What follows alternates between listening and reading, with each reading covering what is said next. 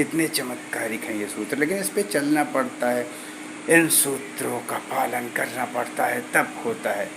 तो ये क्या सूत्र है, ध्यान रखिए। योगः कर्मसु कौशलम, केवल एक लाइन, योगः कर्मसु कौशलम। अब ये एक लाइन गीता की, योगः कर्मसु कौशलम, लोगों को इतना महान कैसे बना दी। न जाने कितने लोग हैं जो इस पर चलकर महान बन चुके हैं। और उन्होंने जिक्र किया है खुद अपनी ऑटोबायोग्राफीज़ में या किसी इंटरव्यू में जिक्र किया है, बिल्कुल किया है, अनेकों लोगों ने हज़ारों बार सुना होगा। तो ये योगा कर्मसु कौशलम का मतलब क्या है?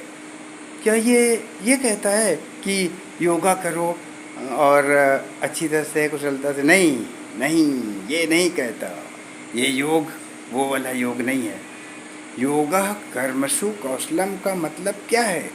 योगा कर्मसु कौशलम मतलब कर्म से संबंधित है ये। तो इसका मतलब है कर्मों में कुशलता ही योग है। इसका क्या मतलब है?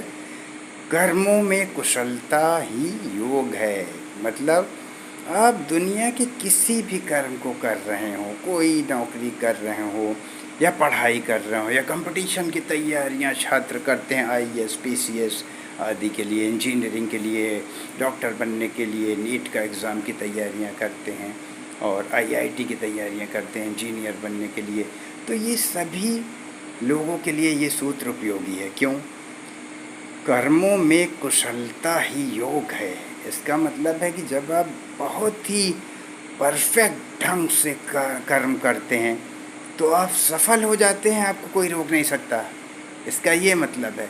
ये कोई योगासन के बारे में बात नहीं हो रही है, शारीरिक कसरत के बारे में बात नहीं हो रही है। ये कर्मों में कुशलता ही योग है। मतलब आप संपूर्ण बन जाएंगे अगर आप कर्मयोग के मार्ग से सफलता प्राप्त करना चाहते हैं। तो आपके लिए ये सूत्र है। कितने ही कर्मयोगी इस पर चलकर महानतम बन चुके हैं। तो योगा कर्मसु कौशलम, इस लाइन पे चलो अगर सच में सारी बाधाओं को उखाड़ के फेंक कर आगे बढ़ना चाहते हो।